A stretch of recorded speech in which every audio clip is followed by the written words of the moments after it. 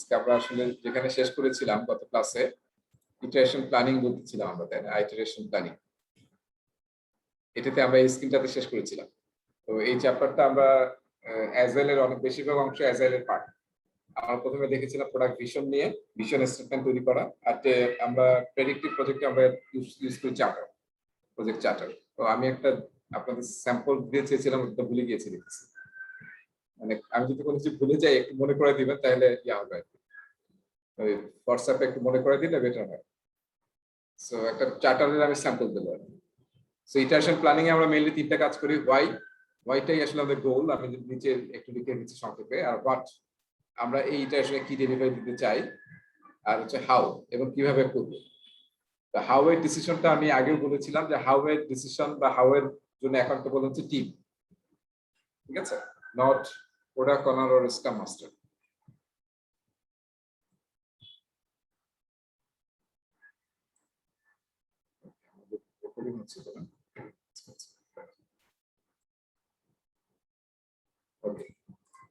আচ্ছা, এরপরে আসি। আমরা কিন্তু 5টা সিরিমনির কথা বলেছিলাম, তাই না? মনে আছে? 5টা ইভেন্টের কথা বলেছিলাম যখন আমরা অ্যাজাইল নিয়ে কথা বলছিলাম। আমাদের প্রথম 3-4টা ক্লাস অ্যাজাইল নিয়ে আলোচনা হয়েছিল। তো আমরা সব সিরিমনি গুলো জানি কিন্তু এখন, তাই না?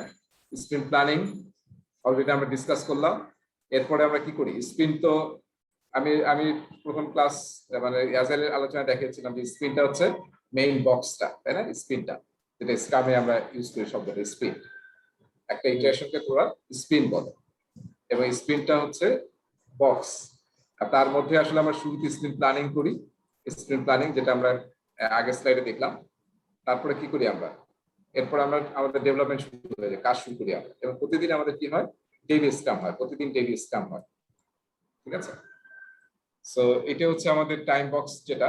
এবং আমরা জানি যে স্ক্রামে স্পেশালি এবং অ্যাজাইলে সবকিছু ট্রাই করা হয় টাইম বক্সের মধ্যে করার জন্য, 2 উইকস বা হাইস্ট 4 উইকস এরকম করা হয়। এবং এটা এখানে ডান দিকে একটা স্ক্রামের ডেফিনেশন দেওয়া হয়েছে।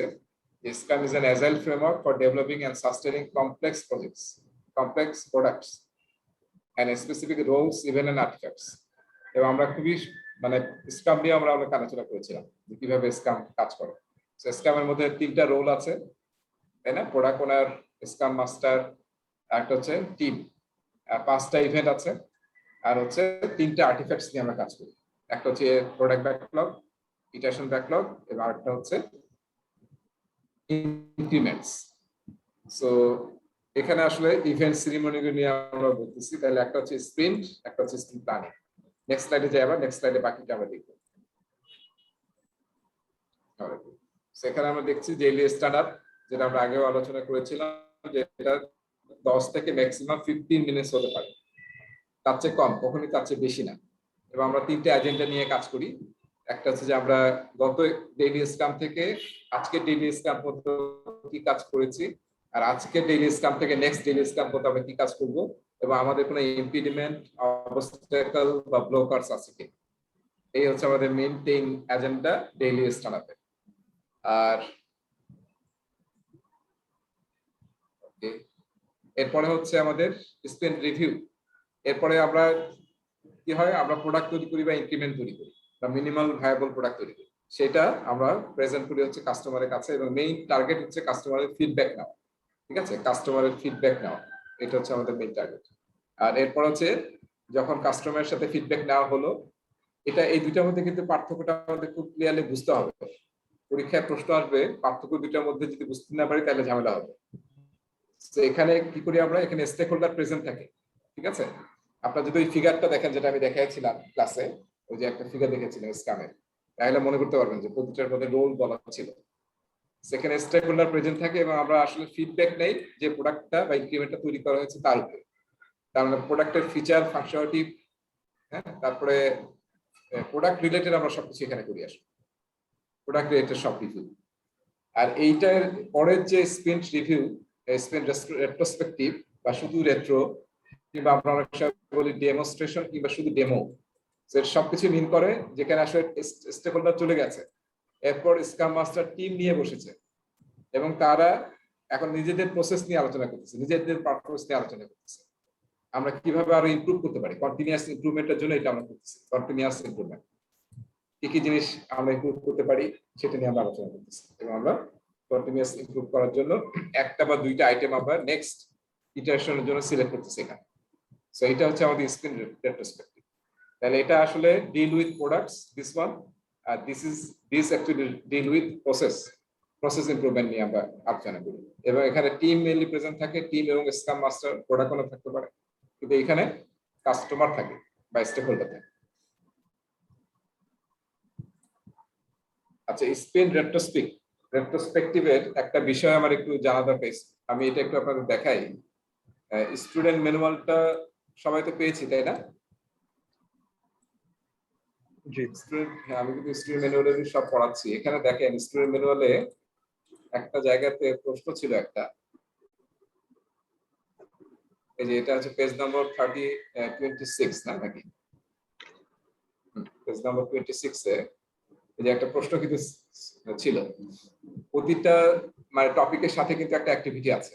আমি এই লেসনে অ্যাক্টিভিটি গুলো করাই নাই, কারণ হচ্ছে এগুলো সবগুলো হচ্ছে ডেসক্রিপটিভ। ভাই স্ক্রিন দেখা যাচ্ছে না, সরি ইটস ওকে। ওকে, এই যে আমরা এটা দেখাচ্ছিলাম আমি, যে empowering team members and stakeholders, যেটা গত ক্লাসে আমরা পড়েছিলাম। এখানে লেসনে অনেক কিন্তু যে 7টা টপিক আছে, এই 7টা টপিকের প্রতিটার সাথে কিন্তু অ্যাক্টিভিটি আছে, কিন্তু আমি ক্লাসে অ্যাক্টিভিটি গুলি করাই নাই, কারণ এগুলো সবই ডেসক্রিপটিভ। মানে একটা সিনারিও আছে, ডেসক্রিপটিভ একটা প্রশ্ন আছে, এবং তারপর আপনাকে লিখতে বলছে বা চিন্তা করতে বলছে যেটা আনসার কি হবে। সো এটা চিন্তা করে নিজেরা কিন্তু আবার অ্যান্সারটা দেখতে হবে, যে আসলে আপনার চিন্তার সাথে এই অ্যান্সারের মিলটা আছে কিনা। এই অ্যান্সার কোথায় দেওয়া আছে কারো জানা আছে? অ্যাক্টিভিটি 1.4 এর অ্যান্সার কোথায় দেওয়া আছে সবাই জানি? যে এখানে আপনি স্টুডেন্ট ম্যানুয়ালের একদম শেষে, একদম শেষে আছে জি। হ্যাঁ, সলিউশনস নামে একটা অপশনস আছে। এখানে আমাদের প্রতিটা অ্যাক্টিভিটির কিন্তু প্রতিটা প্রশ্নের আনসার দেওয়া আছে। সো আমি ওখানে যাওয়ার আগে একটু প্রশ্নটা দেখি, যেটা নিয়ে আমি একটু আপনাদের হাইলাইট করতে চাই। এই যে লাস্ট প্রশ্নটা দেখেন, your team plans to have a retrospective at the end of each iteration to identify potential improvements in how the team is collaborating. While there are many techniques for running a retrospective, what are some of the key activities common in many retrospective? So এটা কিন্তু প্রশ্নটা কি করছে, প্রশ্নটা করছে আসলে ওই যে আমরা দেখছিলাম না 5টা স্টেজ, সেট দ্য স্টেজ, তারপর হচ্ছে ডিসকাস করে পয়েন্টগুলো বের করে নিয়ে আসা, বেশ একটা সুন্দর ডায়াগ্রাম ছিল। তারপরে প্রতিটা নিয়ে আবার অ্যানালাইসিস করা, এবং তারপরে সিলেক্ট করা যে নেক্সট ইটারেশন আমরা কি আমাদের ইমপ্রুভমেন্ট হিসেবে নেব। সেই যে 5-6টা স্টেপ ছিল ওখানে, সেই স্টেপস গুলো নিয়ে কিন্তু প্রশ্নটা হচ্ছে। এর সাথে আরেকটা জিনিস জিজ্ঞাসা করছে যে অনেক টেকনিক আছে অ্যাভেলেবল, সেই টেকনিক গুলো তুমি জানো কিনা, কোন কোন টেকনিক আছে। এইটা যদি আমরা একটু অ্যান্সারে যাই, আমি একটু সলিউশনে যাচ্ছি, এবং 1.4 রাইট, এই যে 1.4 এ আসলাম, দেখেন এই যে দেখেন, খেয়াল করেন একটু অ্যান্সারটা কি দিয়েছে। Answer may include any number of different techniques, মানে এটা একদম ফিক্স বলা যাবে না এই টেকনিকই আছে, আপনি ইচ্ছা মতো নিজের টেকনিক ইউজ করতে পারেন। তার মধ্যে কিছু এক্সাম্পল দিচ্ছে, একটু খেয়াল করেন। 4 L's, তারপরে বলছে কিপ, স্টপ, স্টার্ট, আরেকটা আবার বলছে ESVP। হ্যাঁ, এরকম অনেক টেকনিকের কিন্তু এখানে এক্সাম্পল দিয়েছে। ফলে আপনি পরীক্ষায় কিন্তু এই যে এখান থেকে কিন্তু প্রশ্ন আসতে পারে। এখন হঠাৎ যদি আপনি 4L দেখেন, আপনি হয়তো কখনো দেখেন নাই যে 4Lটা কোথায় ছিল স্টুডেন্ট ম্যানুয়াল। তারপরে কিপ, স্টপ, স্টার্ট এটা কোথায় ছিল, ESVP কোথায় ছিল। আমি ESVP নিয়ে একটু কথা বলেছিলাম, ঠিক আছে? সো এই যে আমি আপনারটা দেখতে পাচ্ছি না, মানে বাকিটাকে দেখতে পাচ্ছেন?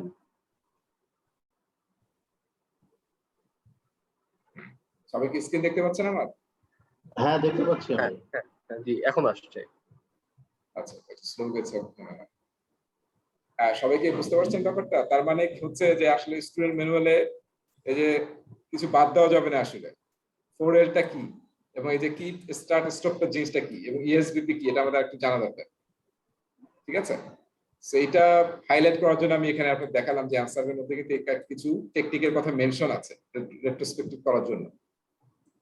এবং আমি ক্লাসে একটু ESVP আলোচনা করেছিলাম, আপনাদের মনে আছে কিনা যায় না। ইতে ছিল হচ্ছে এক্সপ্লোরার, এসতে ছিল শপার, ভিতে ছিল ভ্যাকেশনাল, এবং পিতে ছিল প্রিজনার, তাই না? মনে আছে?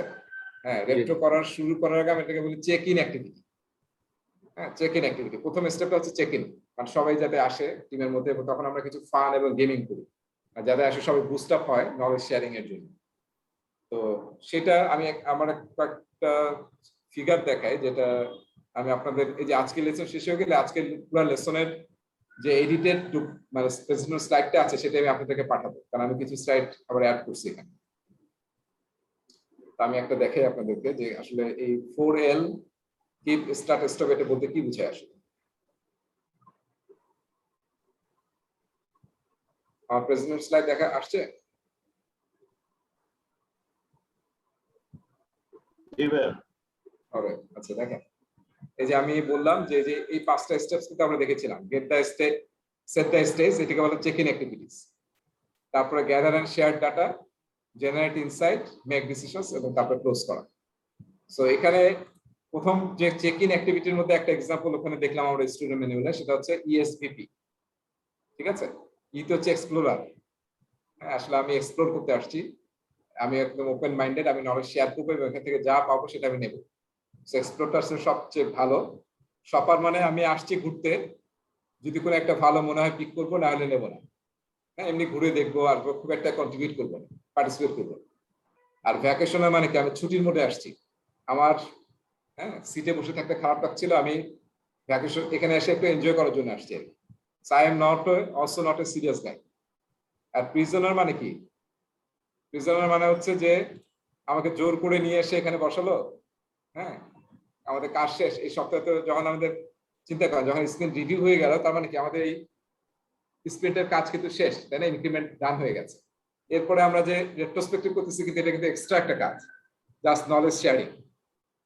হ্যাঁ, এবং আমাদের নিজেদের অ্যানালাইসিস করা। এই জিনিসগুলো আমরা কেউ পছন্দ করি না, নিজেদেরকে অ্যানালাইসিস করা, কেন খারাপ হলো, কেন ভালো হলো, আমরা কিন্তু করতে চাই। আমি মনে করতেছি প্রিজনার, এটা কখন শেষ হবে, তাইলে আমি আবার অফিস ছুটি হয়ে যাবে, বাসা চলে যেতে পারবো। সো এবং আমি যখন এটা আলোচনা করেছিলাম বলেছিলাম যে যদি বেশিরভাগই পার্টিসিপেন্ট বলে যে আমি প্রিজনার ফিল করছি, এটা আসলে একটা কাগজে নেওয়া হয় যে তুমি কি এক্সপ্লোরার, শপার, ভ্যাকেশন নাকি প্রিজনার, প্রতিটা ডেফিনেশন দেওয়া হয় এবং সে অ্যানোনিমাসলি দিতে পারে। কে দিছে এটা দরকার নেই, কেউ চেক করলে এক্সপ্লোরার, কেউ চেক করলে প্রিজনার। ইভেন স্কাম মাস্টার যদি দেখে যে বেশিরভাগই প্রিজনার বলেছে, তাহলে আসলে সেদিন স্ক্রিন ওই রেট্রোস্পেক্টে না করাই ভালো, কারণ ওই সময় আসলে খুব একটা ভালো কোনো কিছু আসবে না। আচ্ছা, এরপরে আমরা যে বললাম যে আরেকটা স্টেজ কি, যে আমরা আসলে কি করব, গ্যাদার এন্ড শেয়ার ডাটা। সেটার জন্য 4L নামে একটা টেকনিক আছে। 4L মানে কি, এল মানে হচ্ছে লাইক। পোস্টের নোটে সবাই যার যার মধ্যে লিখলো যে আমি আসলে লাস্ট ইটারেশনে কি কি লাইক করেছি, কোন জিনিসটা ভালো লাগছে। হ্যাঁ, আমাদের টিমের কোন কন্ট্রিবিউশনটা, কোলাবোরেশনটা ভালো লাগছে, বা কোন স্টাইলে কাজটা করছি সেটা আমাদের ভালো লাগছে। তো সেই লাইক গুলো আমরা যে যার মতো ইন্ডিভিজুয়াল লিখে, এখানে এই লাইক যদি আমরা একটা হোয়াইট বোর্ডে এটা ড্র করতাম, সেখানে সে দিয়ে অ্যাড করবো লার্ন, কি নতুন শিখছি আমি। তারপর হচ্ছে ল্যাক্ট, আমাদের কি মনে হচ্ছে যে আমাদের কিছু কোথায় কোথায় গ্যাপ ছিল, যেটা আসলে ইমপ্রুভমেন্টের জায়গা আছে, সেটা হচ্ছে ল্যাক্ট। আর লং ফর মানে আসলে অনেকদিন থেকে আমরা চাচ্ছি যে আমরা যদি এই জিনিসগুলো করি তাহলে আমাদের বেটার হবে, কিন্তু সামহাউ ওটা আমরা করতে পারছি না। তো সেই জিনিসগুলো হচ্ছে লং ফর। ঠিক আছে, তাহলে কি হবে, আমরা এই যে এখান থেকে কিন্তু এরপরে কি আমরা কি করলাম, সব ডাটা কিন্তু গ্যাদার করলাম। এরপর আমরা জেনারেট ইনসাইটস। এখন আসলে সবার কাছ থেকে আমরা ডিসকাস নেব যে কেন তুমি কি কি লাইক করলে, আসলে কেন এটা লাইক করলাম, বা আমরা যে নতুন শিখলাম এটা কি সবাই শিখেছি এখান থেকে, এটা আমরা সবসময় প্র্যাকটিস করব। হ্যাঁ, লাইক এবং লার্ন, সেটা কি হবে আমাদের, আমরা হয়তো চিন্তা করবো যে আমরা নেক্সট সিচুয়েশন থেকে এই কয়েকটা জিনিস কন্টিনিউয়াসলি আমরা প্র্যাকটিস করবো। আর ল্যাক মানে আমাদের গ্যাপ হচ্ছে, তাহলে হাউ ক্যান উই ইমপ্রুভ, এবং কেন ল্যাক হচ্ছে তার প্রবলেম সলভ করা, রুট কজ অ্যানালাইসিস করা, করে এটাকে সলভ করা। ঠিক আছে, আর লং ফর যেটা অনেকদিন থেকে আমরা চাচ্ছি কিন্তু পারছি না, সেটা থেকে একটা দুটো আইটেম নিয়ে আমাদের শুরু করা। এটা হচ্ছে আমাদের 4Ls বলা হয় এটাকে। আর আরেকটা ভাবে আমরা কিন্তু লেসন লার্নটা কালেক্ট করতে পারি, সেটা হচ্ছে এই যে যখন সবাই ইনসাইট দিল, দেওয়ার পর এখন আমরা ডিসাইড করবো যে কোনটা কিপ করবো। আমরা কিপ মানে কি, নেক্সট ইটারেশন আমরা এটা কিপ করবো, যেটা ভালো ছিল আমাদের।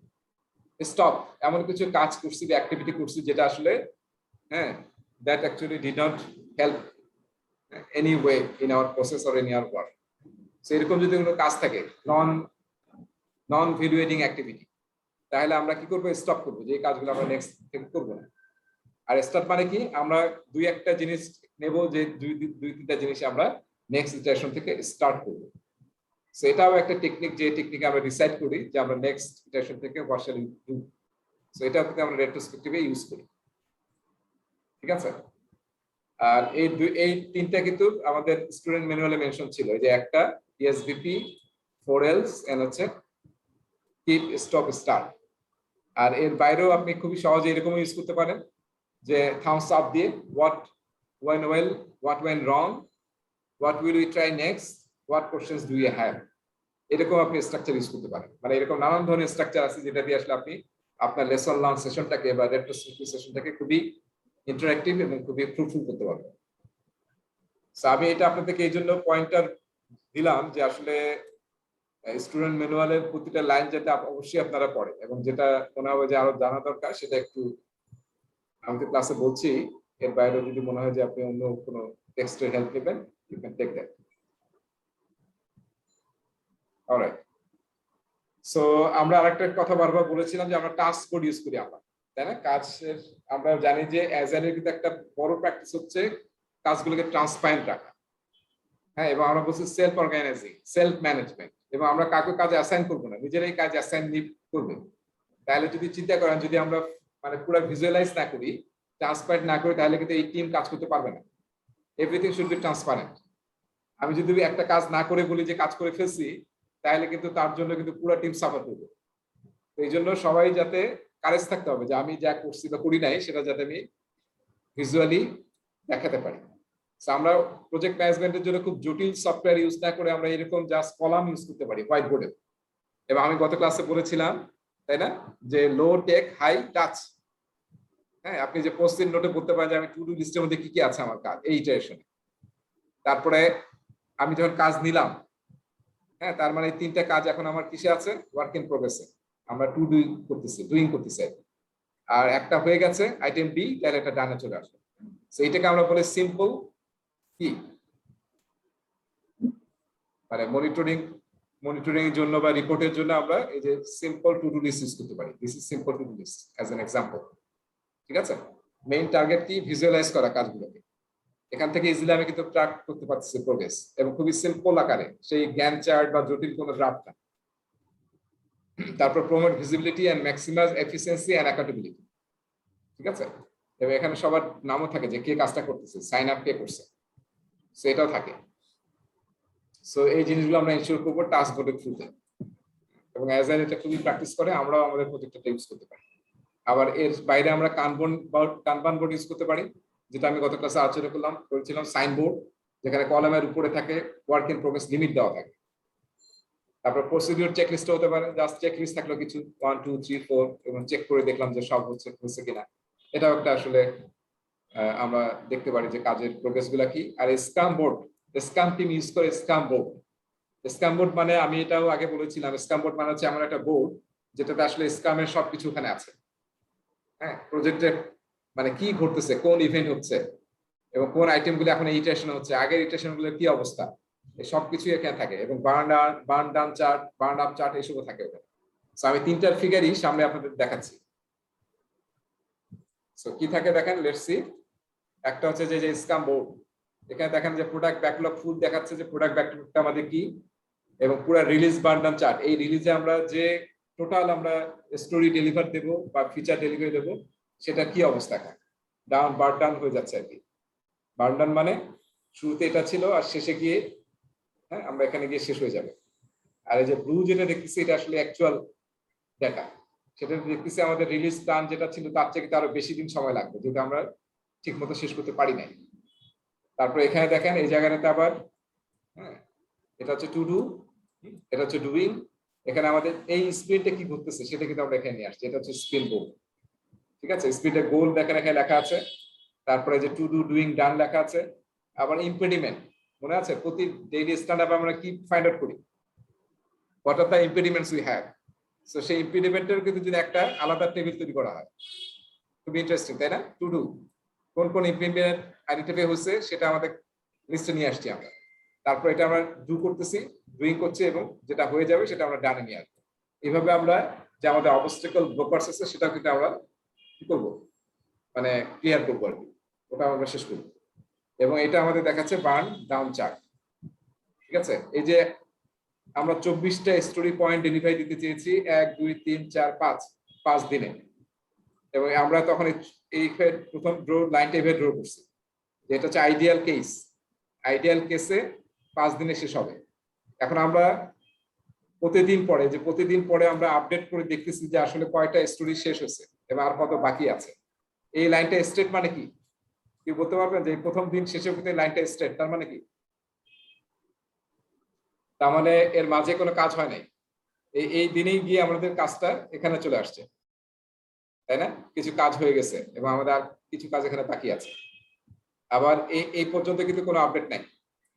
শেষে গিয়ে আমরা নেক্সট ডেইলি স্টামে গিয়ে আমরা আপডেট নেব, যদি হয়ে যায় তাহলে আমরা দেখবো যে হ্যাঁ এখানে কি অবস্থা। এখানে কিন্তু দেখি আমাদের প্ল্যানের চেয়ে উপরে চলে গেছি আমরা। আবার হ্যাঁ কিছুক্ষণ পরে হয়তো আমরা এখানে চলে আসছি আবার, মানে মেইন আইডিয়াল প্ল্যান্ট লাইনে আসছি আমরা। এটা হচ্ছে প্ল্যান্ট, যেটা ডট ডট দেখছি আমরা। আর যেটা আমরা এরকম দেখতেছি স্টার কেস, বা অনেক সময় স্টার কেসটা আমরা জাস্ট এইভাবে ড্র করি। হ্যাঁ, যদি এরকম ড্র হয় তার মানে কি আমরা কিন্তু প্ল্যান থেকে অনেক দূরে সরে গিয়েছি। আর যদি নিচ দিয়ে আসে তার মানে কি আমরা we are doing good. Doing good কিরকম, যে এটা যদি এইভাবে যেতে থাকে তাহলে কিন্তু আমরা 5 দিনের আগেই প্রজেক্টটা শেষ করতে পারবো। সো ইয়ার টিম কিন্তু agile team, specially scam team, শুধু বার্ন ডাউন চার্টই মেনটেন করে নিজেদের প্রোগ্রেস দেখার জন্য। খুবই সিম্পল একটা টুল ইউজ করে। আর এই যে দেখেন স্ক্রিন রিভিউতে অলরেডি আগের স্ক্রিনগুলো রিভিউর সব হিস্ট্রি আছে, যে আমরা কি কি রিভিউ করছি এবং কি কি কাস্টমার অ্যাকসেপ্ট করছে। এবং ভ্যালোসিটি, আমরা প্রতিটা ইটারেশনে কয়টা করে স্টোরি ডেলিভারি দিচ্ছি, ঠিক আছে, এটা কিন্তু এখানে আমরা দেখাচ্ছি আমাদের ভ্যালোসিটিটা। সো প্রথমবার হয়তো আমরা 18 দিয়েছি, পরের বার কত দিয়েছি, এইভাবে কিন্তু এটা আছে। এবং এখানে দেখা যাচ্ছে টিমটার প্রোডাক্টিভিটি কিন্তু বাড়ছে, তাই না? প্রোডাক্টিভিটি বাড়ছে, কিন্তু সবসময় এরকম হবে না, এরকম না হতে পারে, অনেক সময় কমে যেতে পারে, বেড়ে যেতে পারে। So productivity you can't always control. সেটা হচ্ছে স্ক্রাম বোর্ড, যেখানে আসলে আমরা প্রজেক্ট ম্যানেজমেন্টে দেখেন কত সহজে আমরা রিপোর্টিংটা করতে পারি, রিপ্লেসেস স্ট্যাটাস রিপোর্টস, যদি আমরা এটাতে অভ্যস্ত হই। আর কানবান বোর্ড তো আমরা আগে থেকে দেখেছি, আগেও দেখাইছিলাম যে এইভাবে হয়, তাই না? এখানে লেখা থাকে ওয়ার্ক ইন প্রোগ্রেস লিমিট, এবং আমরা পুল সিস্টেম ইউজ করি, ঠিক আছে? মানে যখন এখানে 3টার কম হবে তখনই আমি পুল করে লেফট কলাম থেকে নেব, আদারওয়াইজ উই ক্যানট টেক। আর এই যে আমি বলেছিলাম যে কাস্টমারের কাছ থেকে যখন আসলো সেখান থেকে ডেলিভারি পর্যন্ত হচ্ছে আমাদের লিড টাইম। আর আমরা আসলে যখন কাজ শুরু করছি আমার টিম, হ্যাঁ এখানে কিন্তু অনেকদিন বুক করে থাকতে পারে, কাস্টমার রিকোয়েস্ট করছে, তাতে কি আমাদের আসলে প্রায়োরিটিটা হয়তো অন্য কাজগুলো আগে আছে। সো কাস্টমারের কাছে কিন্তু লিড টাইমটা খুব ইম্পর্টেন্ট, টোটাল টাইমটা তার। আর আমাদের কাছে কোনটা ইম্পর্টেন্ট, আমরা আসলে কখন কাজটা শুরু করেছি এবং কখন শেষ করেছি, সেটা হচ্ছে আমাদের সাইকেল টাইম, ঠিক আছে? সো কানবান যারা ইউজ করে তারা কিন্তু এই দুইটা মেজার ইউজ করে, লিড টাইম এবং সাইকেল টাইম, ঠিক আছে? তার মানে আমরা যদি যখন প্রোডাক্টিভিটি বাড়তে থাকবে টিমে, তখন এই সাইকেল টাইম কিন্তু কমতে থাকবে এবং আলটিমেটলি লিড টাইমে কমে যাবে। কাস্টমারের ডেলিভারিও, যখন সে কাস্টমার রিকোয়েস্ট পাঠালো তার থেকে ডেলিভারিটাও টাইমটা কমে যাবে। আর আরেকটা আমরা এখানে ইউজ করি এর সাথে সাথে, সেটা হচ্ছে থ্রুপুট। হ্যাঁ, হাউ মেনি আইটেমস আমরা আসলে ডেলিভারি দিতে পারলাম, সেটা আমরা যদি উইকলি চিন্তা করি তাহলে উইকলি কয়টা আইটেম ডেলিভারি দিতে পারছি কাস্টমারের জন্য রেডি, সেটা হচ্ছে আমাদের উইকলি থ্রুপুট। আর ডেইলি যদি বলি তাহলে ডেইলি আসলে কয়টা আইটেম আমরা দিতে পেরেছি, তো সেটাকে বলা হয় থ্রুপুট, ঠিক আছে? প্রসেসের মেজারমেন্টের জন্য আমরা থ্রুপুট শব্দটা ইউজ করি। সো নাম্বার অফ আইটেমস কতটা আমরা ডেলিভারি দিয়েছি। এই থ্রুপুট শব্দটা কিন্তু ম্যানুফ্যাকচারিং ইউজ হয়, যে আমি আজকে সারাদিন কয়টা টি শার্ট প্রডিউস করতে পারছি ready for delivery.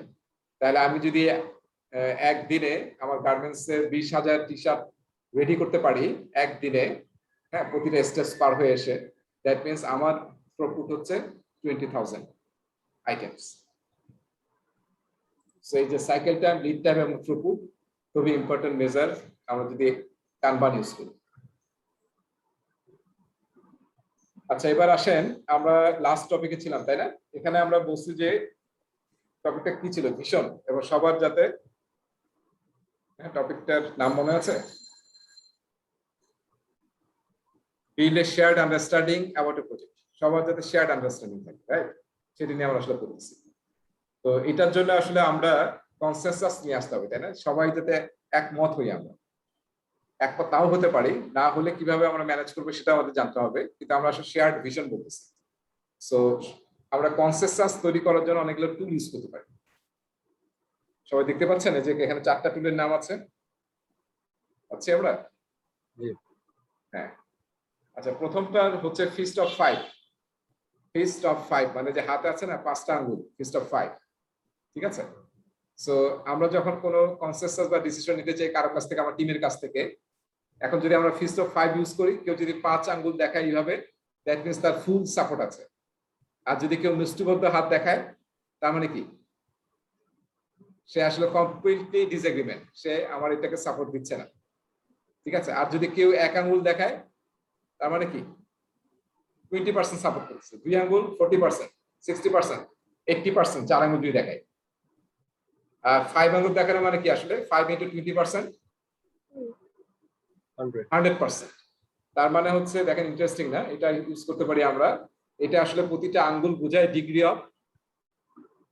Of consensus, যে সে আসলে কত ডিগ্রি অফ কনসেনসাস আমাকে দিচ্ছে। তো এখানে কিছু নিয়ম আছে, তো আপনারা স্টুডেন্ট ম্যানুয়ালে দেখবেন খুব ডিটেল আছে। যদি আসলে 3টা বা 4টা বা 5টা দেয় তাহলে ইটস ওকে, কিন্তু কেউ যদি 2টা বা 1টা বা কিংবা মুষ্টিবদ্ধ হাত দেখায়, তার মানে কি আমরা তো, সে আমার এগ্রিমেন্টে আসছে না, তার আমরা বাই ইন পাচ্ছি না। তাহলে আমরা এখন নিয়ম হচ্ছে তাদের সাথে কথা বলা, তাদেরকে কথা বলার সুযোগ দেওয়া, যে তুমি কেন একদম ডিসএগ্রিমেন্ট করছো, বা কেন তুমি একদম 20% বা 40% সাপোর্ট করছো। তো তার হয়তো কোনো কোশ্চেন আছে, কনফিউশন আছে, যেটা আসলে ইনসাইট দিবে আমাদের ডিসিশনটা ভুল হতে পারে যারা আমরা 5 আঙ্গুল দেখিয়েছি। তো তাদেরকে জিজ্ঞাসা করো যে তুমি কেন সাপোর্ট দিলা না, তাহলে হবে কি ডিসকাশনটা হলে আমাদের জন্য বেটার হবে ডিসিশন নেওয়ার জন্য। তারপর আবার আমরা হাত জিজ্ঞাসা করি, এরপরে 2-3 বার করে আমরা ডিসিশন নিতে পারবো। তো এটা হচ্ছে এক ধরনের ডিসিশন মেকিং টুল, ঠিক আছে, কনসেনসাস নেওয়ার জন্য বা ডিসিশন মেক করার জন্য। এরপর আরেকটা টেকনিক আছে রোমান ভোটিং, এটাও আমরা ইউজ করি। বাংলাদেশে এগুলো একটা আসলে ওইভাবে ইউজ হয় না, অ্যাজাইল টিম থেকে এই জিনিসগুলো আসছে। আমরা বেশি ইউজ করি তো পোলিংটা ইউজ করি, ভোট নেওয়া। আচ্ছা, রোমান ভোটিং মানে কি, আমরা যদি বলি যে থামস আপ, তাহলে মানে আমি হ্যাঁ আমরা সবাই এগ্রি করছি। থামস ডাউন মানে আমরা আসলে এগ্রি করি না, হ্যাঁ।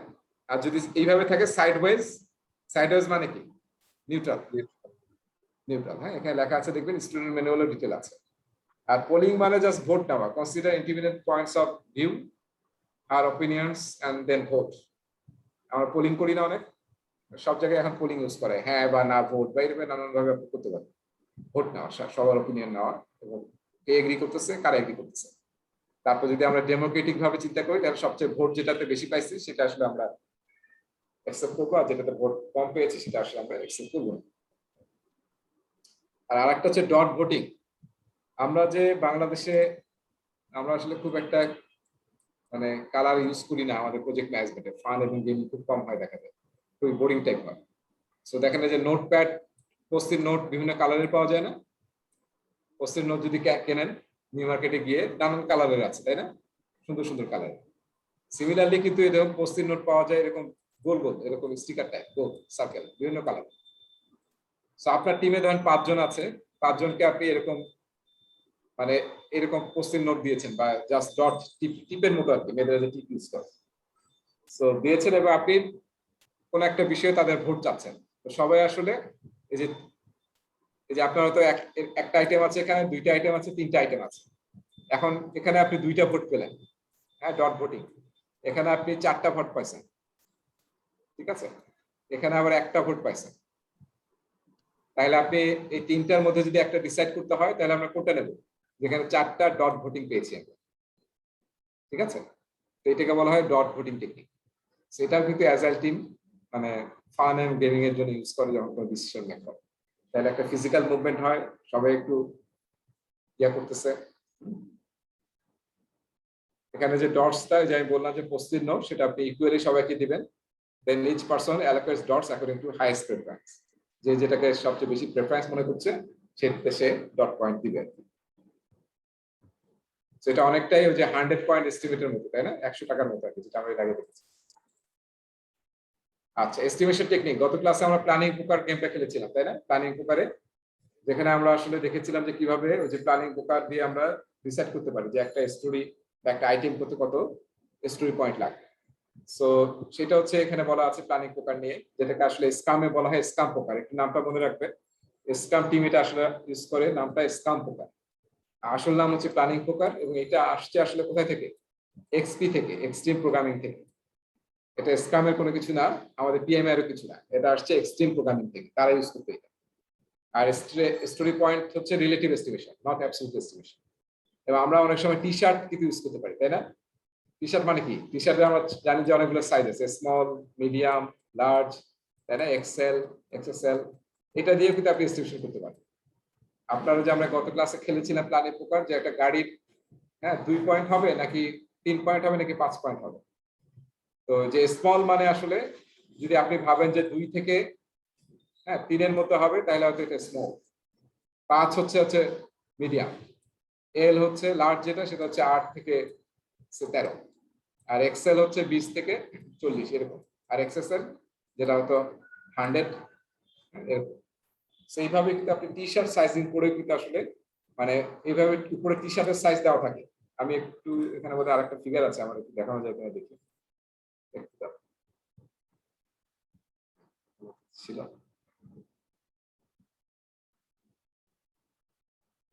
না, ফিগারটা আমি এখানে নিয়ে আসি। আচ্ছা, ওকে। সো আপনি কিন্তু টি শার্ট সাইজিংটাকে ইউজ করতে পারেন আপনার। এখানে সবার উপরে কি ড্র করা থাকবে, আপনি একটা প্রথমে এরকম কলাম তৈরি করবেন আর কি।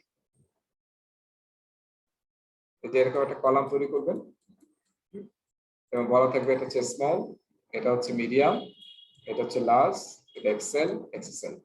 এখন ওই যে আমরা বললাম না, গাড়ির যেভাবে এস্টিমেট করছিলাম, যে স্মল মনে করছে সে বলবে যে আমি এটা আমি মনে করছি টি শার্ট স্মল।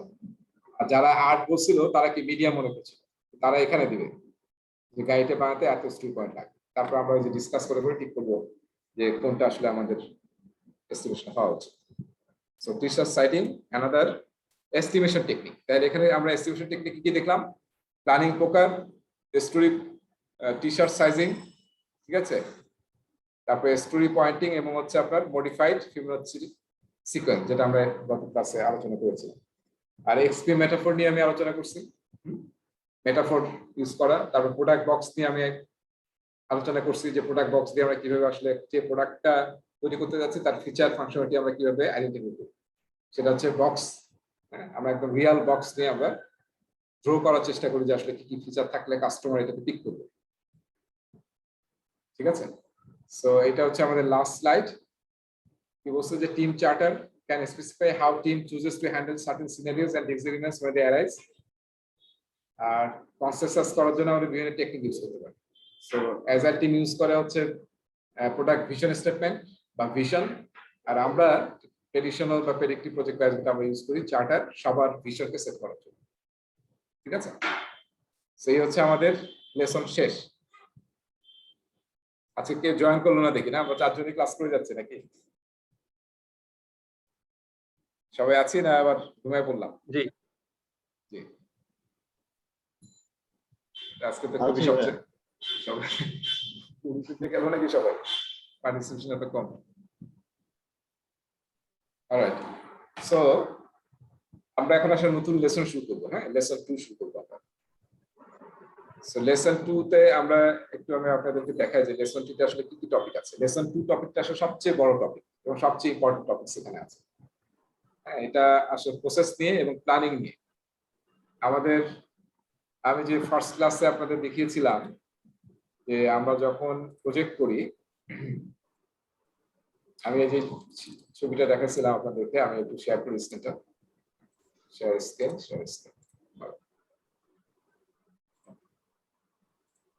সবাই টেবিলটা মনে আছে তো না? যে ম্যাপিং টেবিল ছিল, এবং আমাদের যে ইনিশিয়েশনে আমাদের 2টা প্রসেস করতে হয়, তাই না? প্ল্যানিং এর 24টা প্রসেস আছে ভার্টিক্যালি, এক্সিকিউশনে 10টা প্রসেস আছে, মনিটরিং কন্ট্রোলে 12টা প্রসেস আছে, আর ক্লোজিং এ একটা প্রসেস আছে।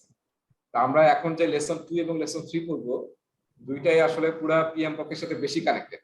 6th এডিশনের সাথে পিএম বকের সাথে বেশি কানেক্টেড, এবং এখানে আমরা প্রথম যে লেসন 2টা পড়ব, লেসন 2, লেসন 2টা কিন্তু পুরোটাই কভার করবে আমাদের এই প্ল্যানিং এর মোটামুটি সব প্রসেসগুলো। এই যে প্ল্যানিং এর যতগুলো প্রসেস আছে, অলমোস্ট 24 প্রসেস, সবগুলো নিয়ে আসলে আমরা মোটামুটি হাই লেভেলে আলোচনা করব। ঠিক আছে? সো এই লেসন 2 হচ্ছে অ্যালাইন টু দিস টপিক, হ্যাঁ, দিস প্ল্যানিং প্রসেস অফ পিএমবক। এবং এরপর আমি আবার দেখাবো যে কোনটা কোনটার সাথে কানেক্টেড, আমি বলবো লেসনের কোনটা কার সাথে কানেক্টেড। আর এখানে আবার তারপর আমরা লেসন 2টা যখন করবো তখন দেখবো যে এই 10 এবং 12 যে আছে প্রসেস, এগুলোর সাথে কানেক্টেড লেসন 2টা। ঠিক আছে? আবার লেসন 3টা হচ্ছে অনেকটাই এটার সাথে কানেক্টেড, আর বাকি হচ্ছে পিপল, হ্যাঁ, নিয়ে কানেক্টেড। সো আমাদের লেসন যে 5টা, তার মধ্যে আমরা বলেছিলাম যে 2টা লেসন হচ্ছে পিপল নিয়ে, 2টা লেসন হচ্ছে প্রসেস নিয়ে, আর একটা লেসন হচ্ছে বিজনেস এনভায়রনমেন্ট নিয়ে। সো বিজনেস এনভায়রনমেন্টে আমরা 3টা টপিক করেছি আগেই। আজকে আমরা শুরু করবো হচ্ছে লেসন 2, যেটা আসলে mainly focus on process. So আমি দেখেন প্রেজেন্টেশন স্লাইডে যাই।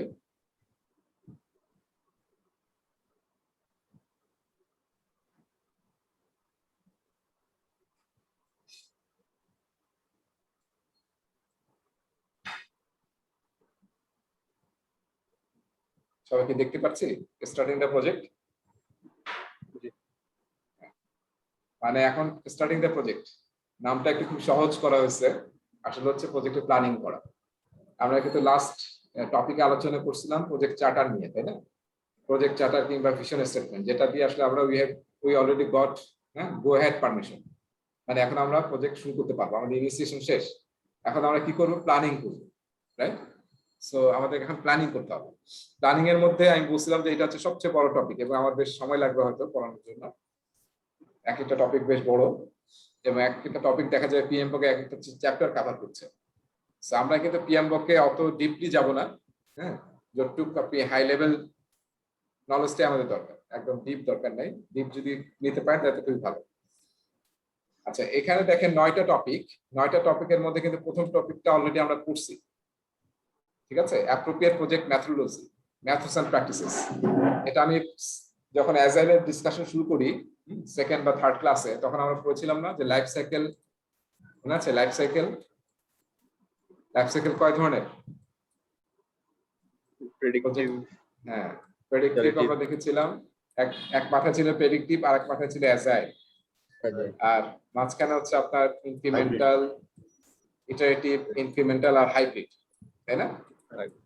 সেই 5টা লাইফ সাইকেল নিয়ে আমরা কিন্তু পড়েছিলাম, খুব ডিটেল পড়েছিলাম। এখানে সেই টপিকটা কভার হচ্ছে স্টুডেন্ট ম্যানুয়ালে, এই জায়গাটাতে ওই টপিকগুলো কভার হচ্ছে খুবই ডিটেল। আপনার স্টুডেন্ট ম্যানুয়ালটা যদি পড়েন, এখানে খুবই হাই লেভেল আছে প্রেজেন্টেশন স্লাইডে। আমি অলরেডি খুব ডেপথ পড়াইছি প্রথম সেকেন্ড ক্লাসে, সেকেন্ড বা থার্ড ক্লাসে। সো স্টুডেন্ট ম্যানুয়াল থেকে ওটা পড়ে নিতে হবে। তারপর আমি জাস্ট একটু স্কিম থ্রো করবো যে কোথায় কি কি জিনিস আছে সেটা দেখাতে। আর তারপরে আসলে আমরা শুরু করবো হচ্ছে এই যে পরেরটা, প্ল্যান এন্ড ম্যানেজ স্কোপ। দেখেন আমরা ফার্স্ট ক্লাসে বা সেকেন্ড ক্লাসে যখন আমি ফাউন্ডেশনাল কনসেপ্ট পড়াচ্ছিলাম, তখন বলছিলাম যে আছে আয়রন ট্রায়াঙ্গেল, তাই না? একটা প্রজেক্টের আয়রন ট্রায়াঙ্গেল, স্কোপ, তারপর হচ্ছে শিডিউল, তারপর হচ্ছে বাজেট বা কস্ট, তাই না? আর মাঝখানে থেকে কোয়ালিটি, হ্যাঁ।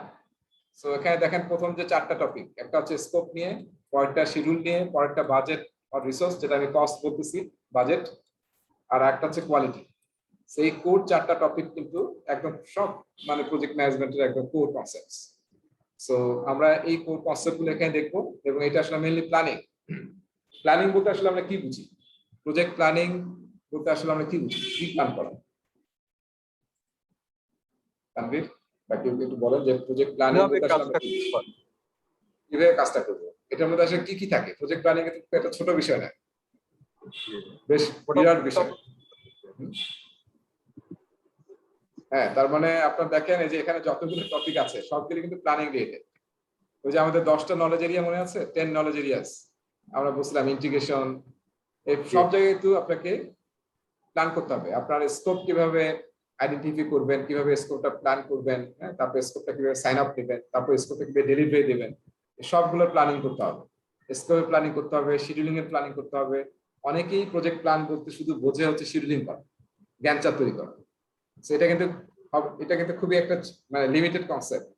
প্রজেক্ট কিন্তু dealing with lot of other things, এবং আপনি যদি পুরো এন্ড টু এন্ড প্ল্যান না করেন সব বিষয়ে, হ্যাঁ, জাস্ট মানে minimum just good enough plan করতেই হবে, হ্যাঁ। সেটা যদি না করেন তাহলে কিন্তু প্রজেক্ট সাফার করবে।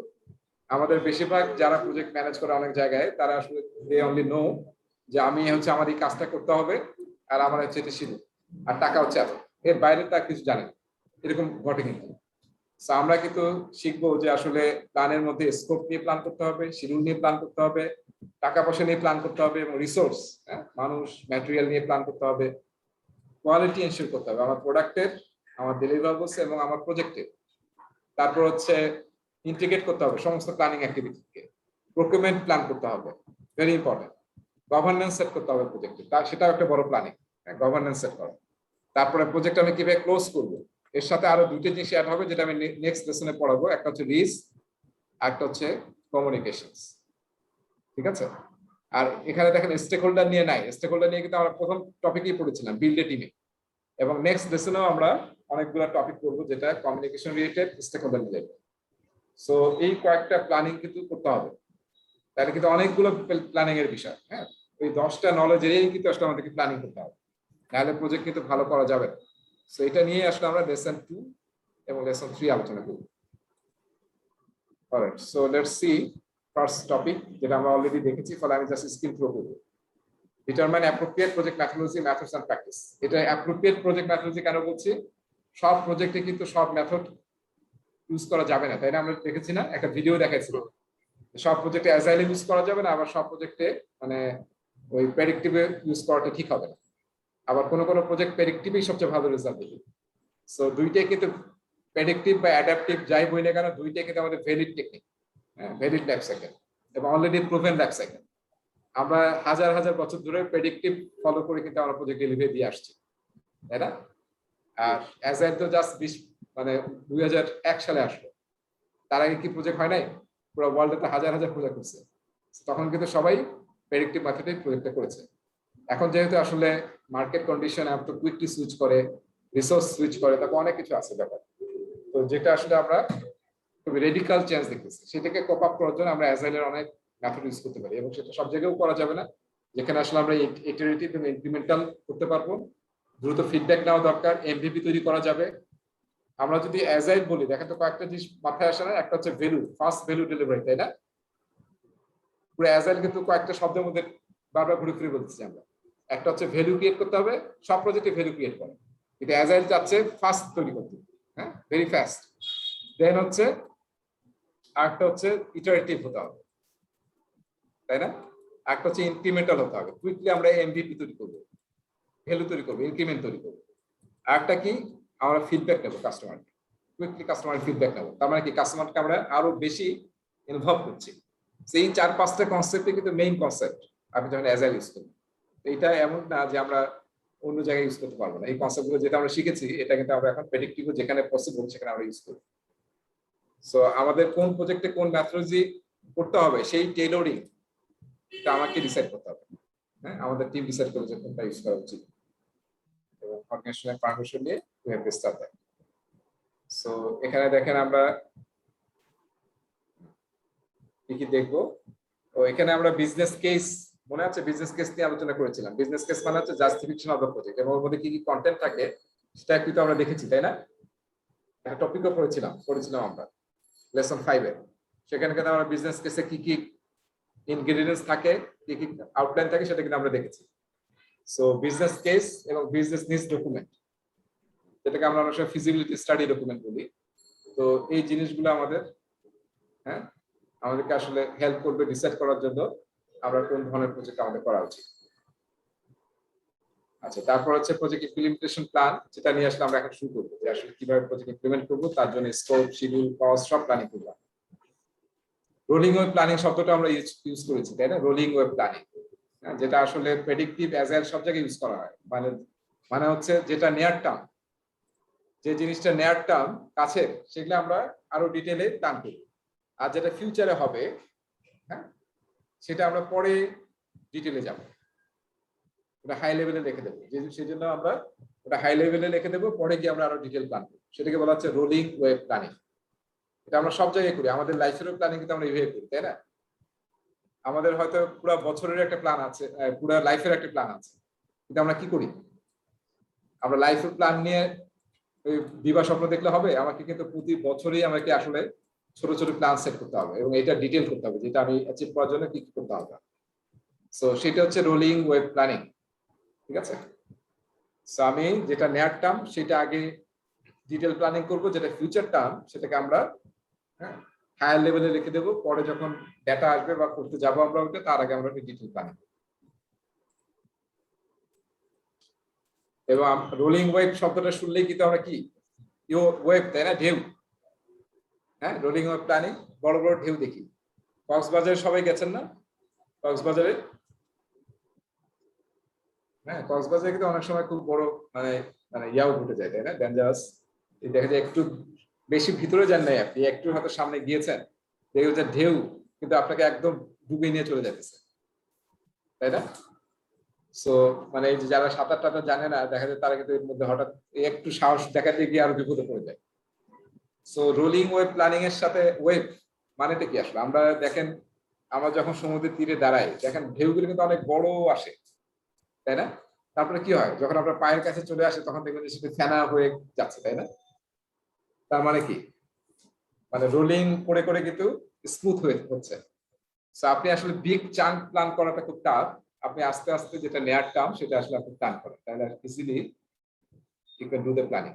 সেটাকে আমরা বলতেছি রোলিং ওয়েভ প্ল্যানিং। এবং এটা আমরা অ্যাজাইলে ইউজ করি, প্রেডিক্টিভ ইউজ করি। অ্যাজাইলে সবচেয়ে বেশি ইউজ করা হয়। অ্যাজাইলে আমরা সবসময় প্রতিটি ইটারেশন প্ল্যানিং করতেছি, মানে কি রোলিং ওয়েভ প্ল্যানিং করতেছি, তাই না? প্রতি ইটারেশনে আমরা ডিটেইল করি।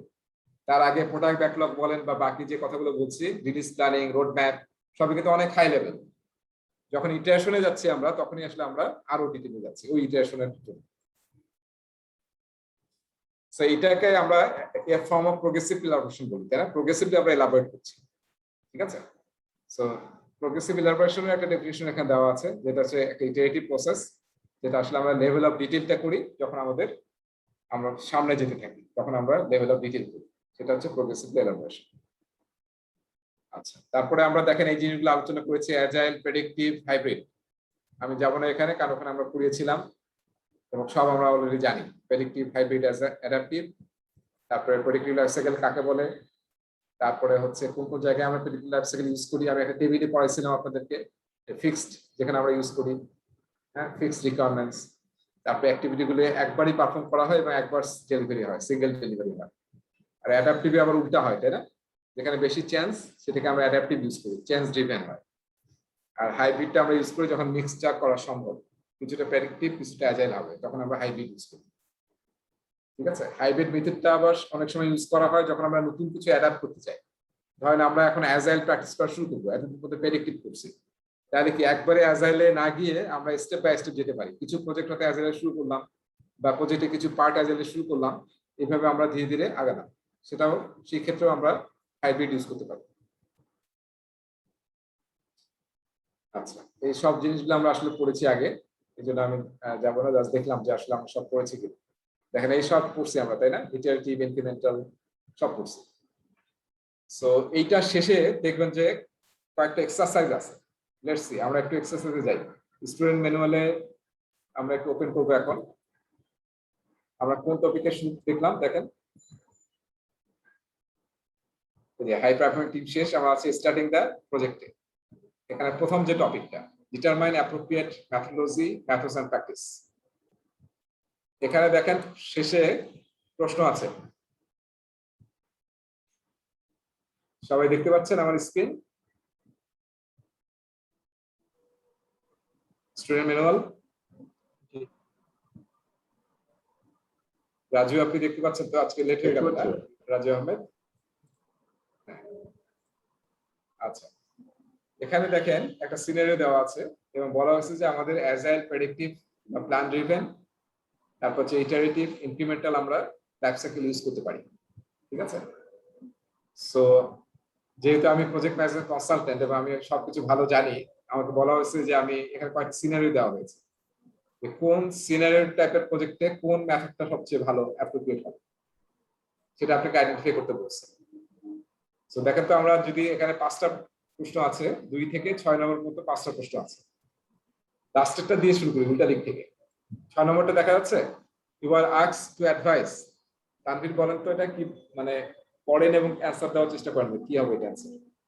You are asked to advise on a project to update all the bathrooms in a 3-story office building, which new high-tech and water-efficient equipment which life cycle makes the most sense of this project? এটা আসলে predictive হওয়ার কথা, predictive. তার মানে আমরা construction project কিন্তু বেশিরভাগই predictive, হ্যাঁ, কারণ এটা সেট অফ মানে ফলো করি আমরা। আর এখানে তো দেখা যাচ্ছে আগে থেকে সব আছে, 3 স্টোরি বিল্ডিং ছিল, এবং আমরা শুধু বাথরুম গুলো আপডেট করবো, এনহ্যান্সমেন্ট করবো, আপডেট চেঞ্জ করবো। আচ্ছা, এবার 5 নম্বরটা দেখেন তো। 5 নম্বরটা হ্যাঁ করেন, তানভীরই করেন, বাকি Project is one of the organization is using to raise awareness of new software and services. The objective is to keep repeating various marketing techniques. And after a while, focus on the methods or tools that appear to have the largest impact. এটা iterative উচিত বা agile। হ্যাঁ, না এখানে আসলে agile গুলো সব cover করবে, আমরা ওইভাবে বলবো না। এটা তাহলে কি হবে, ইটারেটিভ না ইনক্রিমেন্টাল হবে? এটা incremental হবে। হ্যাঁ, দেখেন তো The marketing project is এটা one of ইনক্রিমেন্টালে হচ্ছে প্রতিবারে কিছু ডেলিভারি হবে, আর ইটারেটিভে কি হবে, মেইন ডেলিভারিটা একবারই হবে। তার আগে আমরা অনেকবার রিপিট করতে থাকবো, টেস্ট করতে থাকবো, দেখবো যে কোনটা বেস্ট, কোনটা কারেক্ট। সো আমরা কি করছি, keep repeating various marketing techniques and after a while focus on the methods or tools that appear to have the largest impact। ঠিক আছে, আচ্ছা মানে একবার ডেলিভার করতেছে এখানে আমরা মানে কারেক্টনেসটা দেখার চেষ্টা করছি, মোস্ট ইম্প্যাক্টফুলটা বাড়ানোর চেষ্টা করছি, তাহলে এটা হবে আসলে ইটারেটিভ। ঠিক আছে, ফাইনালটা বের করার আগ পর্যন্ত আমরা বিভিন্ন টেস্ট ট্রাই করছি, কিন্তু ফাইনালটা হবে লাস্টেরটা, যেটা সবচেয়ে ইম্প্যাক্ট হবে সেটা আমরা করব। সো এটাই আর কি। 4 নম্বরটা কি দেখেন তো, 4 নম্বরটা The employees in the organization are eager for small parts to be released. Small parts মানে স্মল পার্ট, ছোট ছোট incremental delivery যেটার কথা বলছে। মানে স্মল বেনিফিট আর কি, হ্যাঁ, small benefit two B released. Okay, Based on a new company-wide initiative to boost morale. So the objective is to deliver small bits of value on their way to the larger goal of higher employee satisfaction. এটা incrementally হবে। সবাই বুঝতে পারছি, এটা কিন্তু incremental. তার মানে আমরা প্রতিটা ইটারেশনের শেষে we are giving some value to our employees, so increment দিচ্ছি আমরা কিছু। তারপর আবার ফাইনালি গিয়ে এখানে আসলে 10-12টা অপশন ছিল যেটা আমরা এমপ্লয়িদেরকে দেবো, এভাবে সব দিতে দিতে লাস্টে গিয়ে আমরা মানে পুরো যে বেনিফিটটা সেটা আমরা এমপ্লয়িকে দেব। এরপরে 3 নম্বরটা software project. The software project is one where there are many features and functions that must be updated, as well as more learned from community feedback. The objective is to roll out features. এটা agile হবে আসলে, পুরোটা না পড়ে বুঝতে পারতেছি। The objective is to roll out features to get the user feedback and drive the priorities for potential future release in the project. Which means agile হবে মানে incremental plus iteration এর combination এটা হবে আসলে। রাইট, তাহলে এটা হবে আমাদের অ্যাজাইল প্রসেস। ঠিক আছে, অ্যাজাইল হবে, হ্যাঁ, এবং ফিডব্যাক যেখানে থাকবে সেটা আসলে অ্যাজাইল ফিডব্যাক নিয়ে আসলে আমরা আরো ভালো করব। আর প্রথমটা The capital project is one of the organization has performed many times in the past for other cities. The objective is to replace an old metal pipes under city streets. এটা productive হবে আর কি, যেটা অনেকবার করে ফেলছি এবং এটাকে বারবার চেঞ্জ করার সুযোগ নাই। সো রাইট, যেটাতে আমাদের ভালো এক্সপেরিয়েন্স আছে, তার মানে আমরা তো অলরেডি জানি যে কিভাবে এটা করতে হয়, একটা ফুল প্ল্যান আছে, অলরেডি প্র্যাকটিসটা আমরা, তাহলে we can use the predictive method. Okay, so ঠিক আছে, তাহলে আমরা দেখলাম যে এখানে 5-6টা এক্সারসাইজ ছিল। এখন থেকে আমরা প্রতিটা টপিকের সাথে এক্সারসাইজ পাবো এবং আমি ক্লাসের সাথে পড়াবো প্রতিটা টপিক শেষে। আমি আবার স্লাইডে আসছি, আমাদের 5টা বাজে, আমরা মনে হয় আধা ঘন্টা ক্লাস নিতে পারবো। So plan and manage scope দেখা যাচ্ছে, টপিক বি।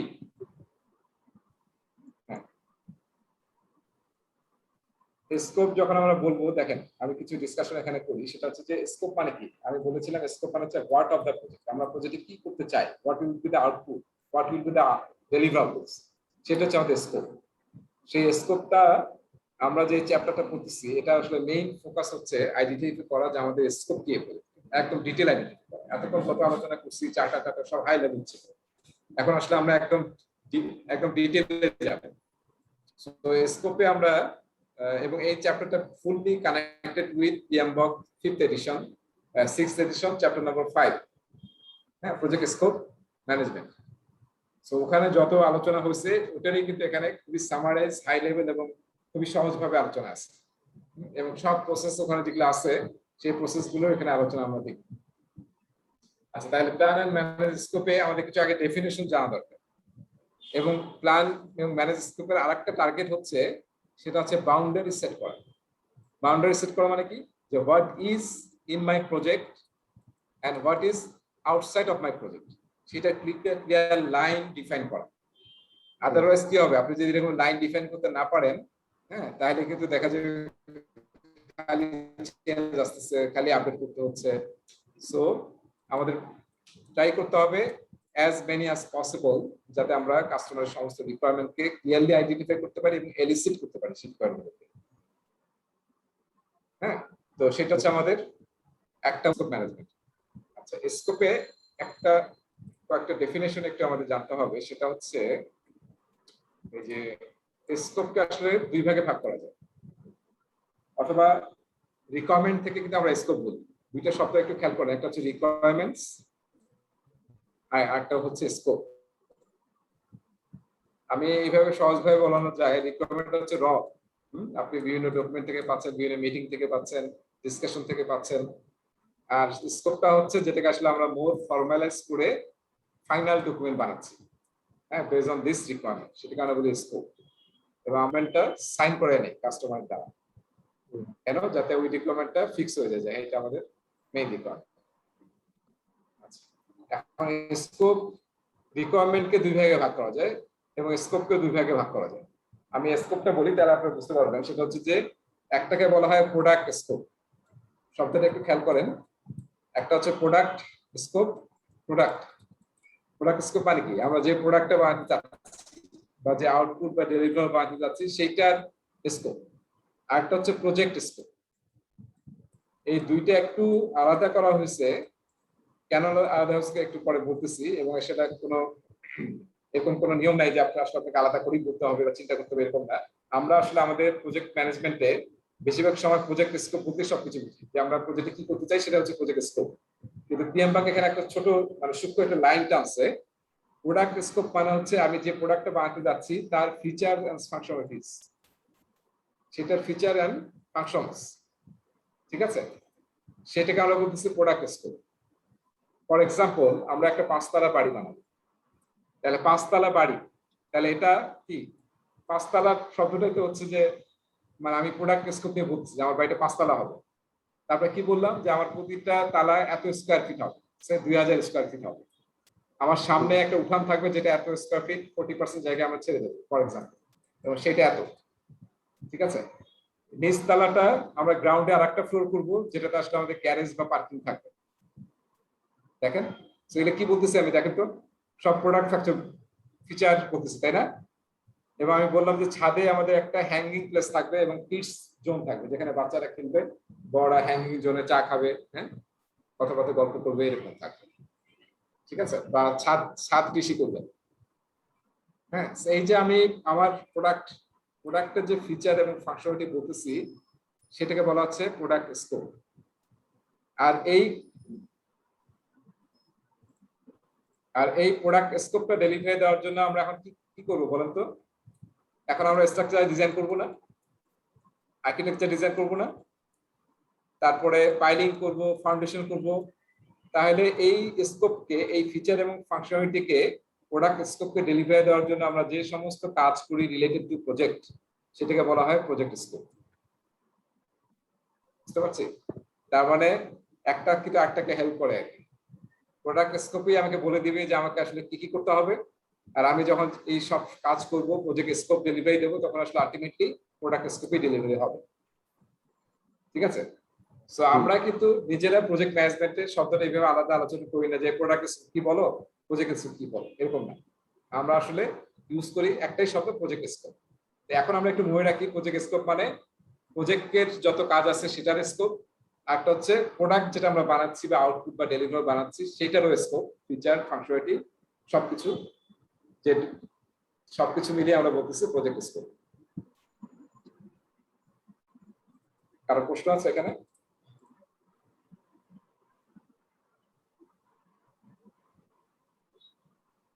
কারো কোনো কনফিউশন আছে? মানে এখানে জাস্ট একটা সূক্ষ্ম লাইন দেওয়া হয়েছে আর কি, কিন্তু দুইটা আসলে একই জিনিস। প্রজেক্ট স্কোপ বললে সবই কাভার করছে, কিন্তু আপনি যদি এটা আলাদা করতে চান তাহলে এইভাবে করতে পারেন নাকি, প্রোডাক্টের স্কোপ এক জায়গায় রাখলেন আর ওইটাকে ডেলিভারি দেওয়ার জন্য আপনি যে সমস্ত কাজ করবেন, হ্যাঁ, যে স্কোপ অফ ওয়ার্ক আপনার, সেটা হচ্ছে আপনার প্রজেক্ট স্কোপ। সো এই টপিকটা বেশ বড় টপিক।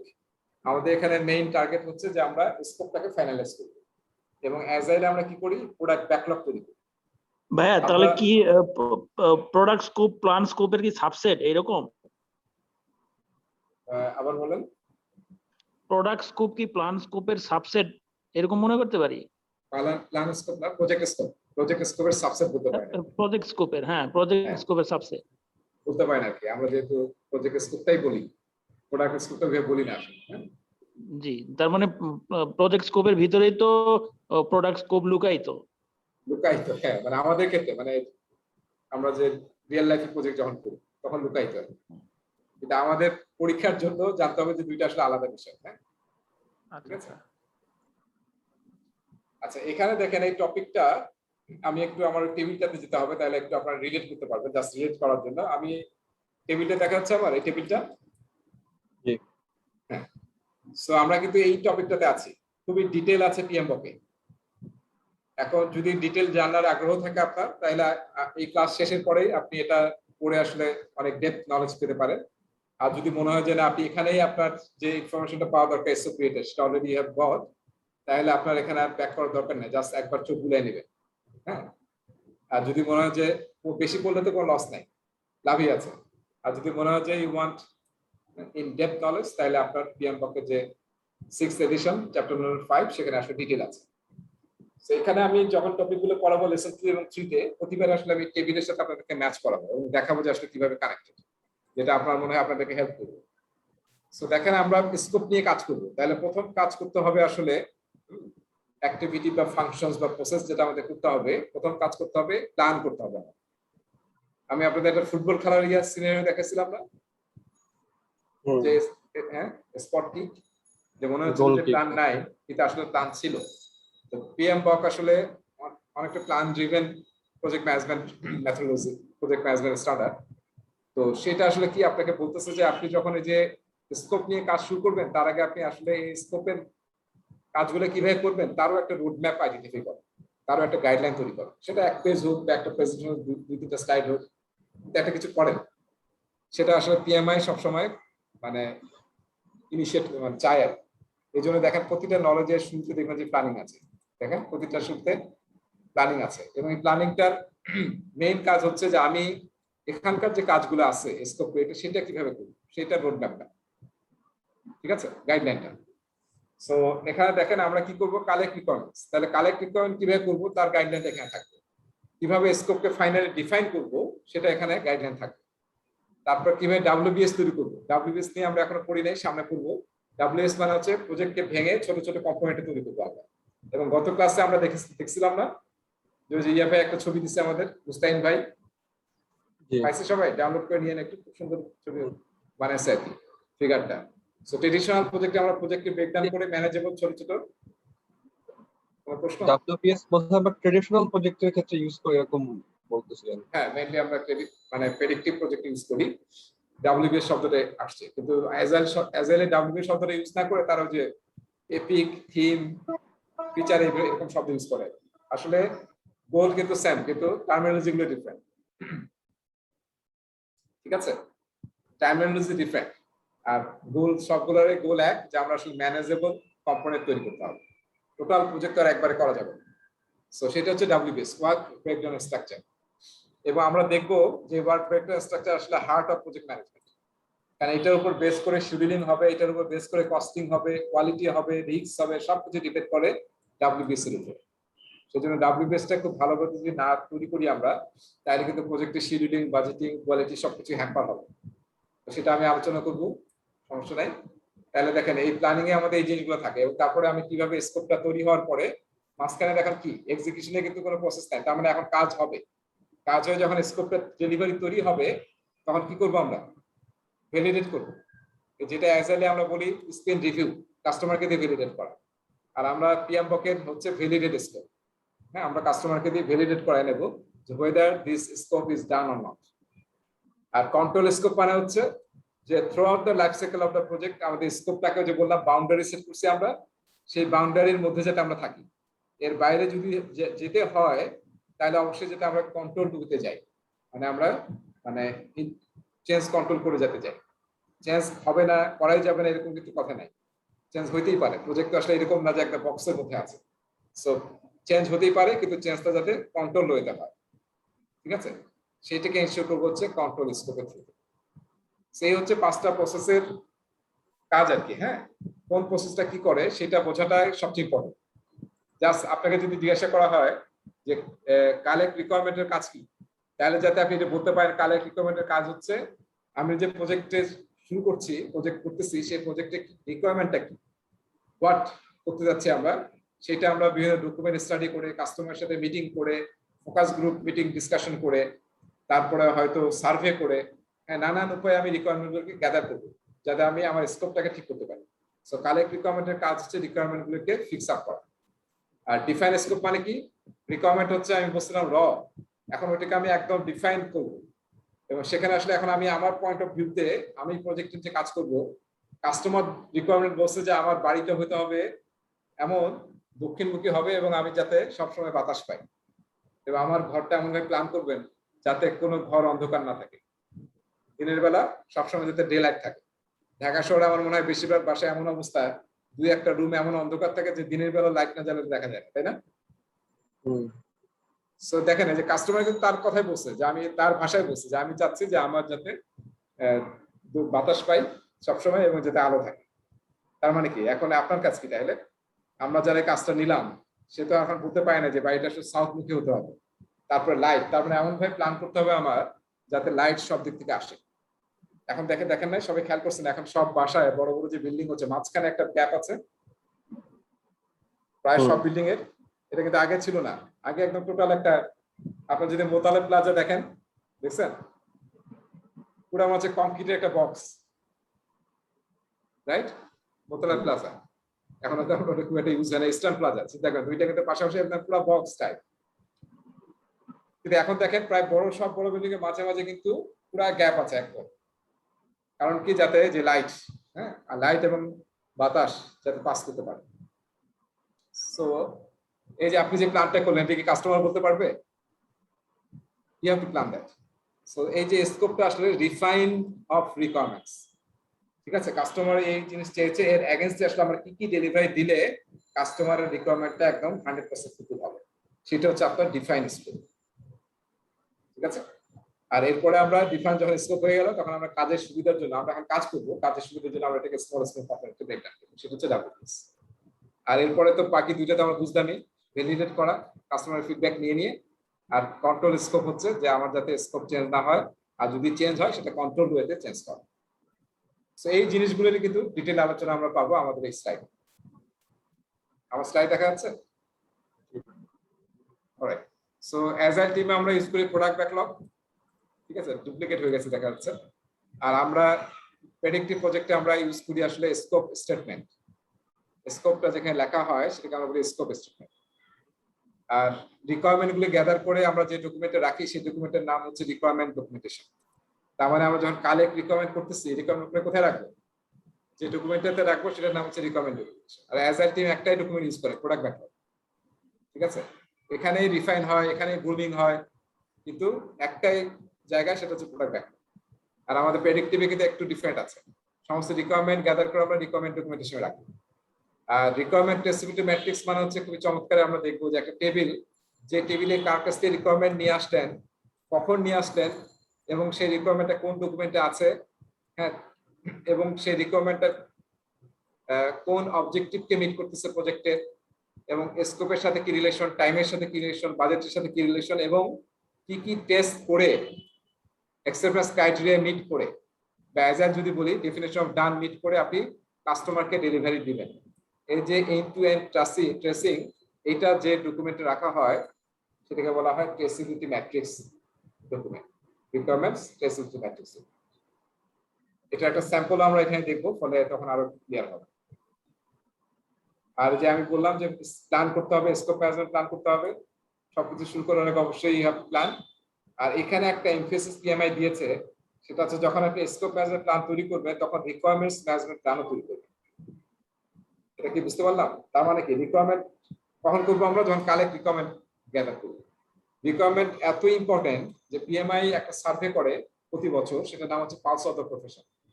এবং এটা দেখা গেছে প্রতি বছরই, মানে এক টানা 2013 থেকে বোধহয় 2018 আমি করেছিলাম, প্রতিবারে 3টা আইটেম প্রজেক্ট ফেলু বা প্রজেক্টের এক্সপেকটেশন মিট না করার অন্যতম যে 3টা কারণ পাওয়া যায়, তার মধ্যে টপ 3-এর মধ্যে একটা থাকে হচ্ছে রিকোয়ারমেন্ট ঠিকমতো বুঝতে না পারা, এবং রিকোয়ারমেন্ট ঠিকমতো কালেক্ট না করা, এবং রিকোয়ারমেন্টকে ঠিকমতো এলিসিট না করা। মানে এলিসিট মানে হচ্ছে রিকোয়ারমেন্টকে একদম টেনে নিয়ে আসে, মানে যেটা কাস্টমার চাচ্ছে সেইটা বের করা। তো সেইটার গ্যাপের কারণে প্রজেক্ট ফেল করে। সো দ্যাটস ওয়াই পিএমআই আরেকটু ফোকাস করে বলছে যে রিকোয়ারমেন্ট কিভাবে তুমি কালেক্ট করবা, এবং থ্রু আউট দ্য প্রজেক্ট সেই রিকোয়ারমেন্টটা কিভাবে তুমি হ্যান্ডেল করবা এবং কাস্টমারকে ডেলিভারি দেবে, তারও একটা প্ল্যান থাকা দরকার। কারণ রিকোয়ারমেন্টের কারণে প্রজেক্ট সাফার করে। সো সেই জন্য স্কোপ প্ল্যান করলেই হতো, কিন্তু তার সাথেও আমরা একটা এডিশনাল প্ল্যান ফলো করছি, সেটা হচ্ছে রিকোয়ারমেন্টস ম্যানেজমেন্ট প্ল্যান, শুধু ফোকাস অন রিকোয়ারমেন্টস।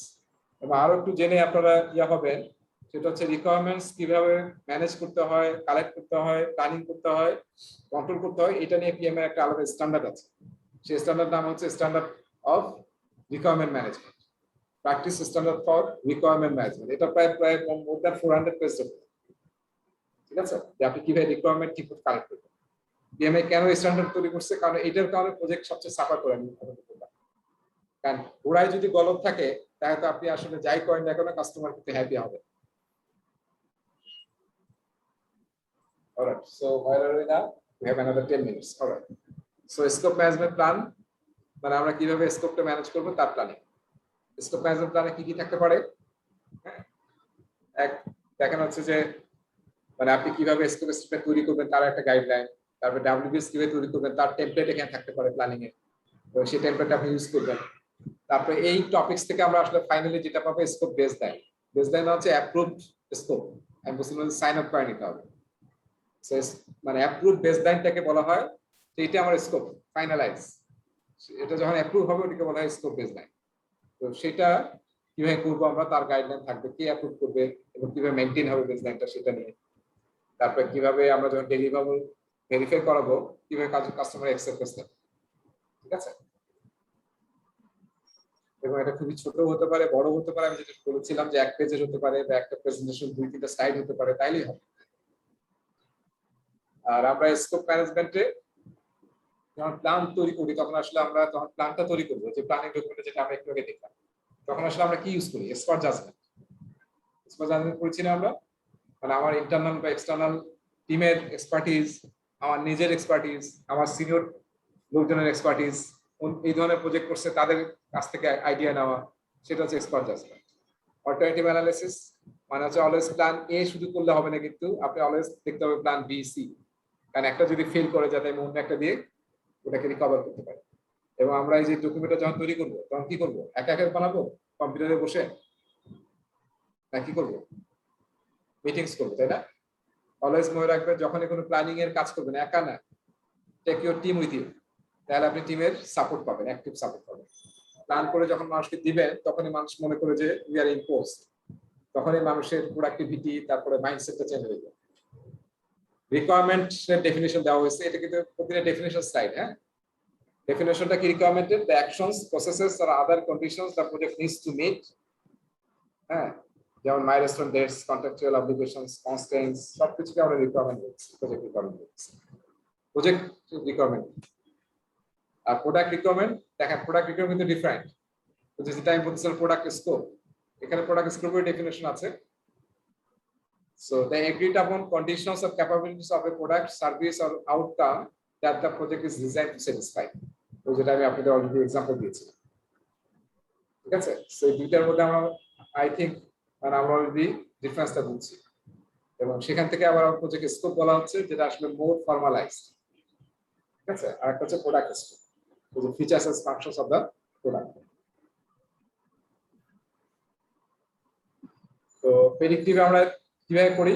ওই যে আমরা বলছি ডাব্লিউবিএস করবো, আমরা এসব জিনিস বেসলাইন তৈরি করি এবং সেটা আমরা স্কোপ এস্টিমেটে রাখি বেসলাইনটা, আর ডাব্লিউবিএস তৈরি করি এবং ডাব্লিউবিএস কে ডিটেইল করার জন্য আমরা ডাব্লিউবিএস ডিকশনারি ইউজ করি। এই টার্মগুলো এখন আমাদের নাও বুঝতে পারি আমরা যে ডাব্লিউবিএস টা কি, ডাব্লিউবিএস ডিকশনারি কি।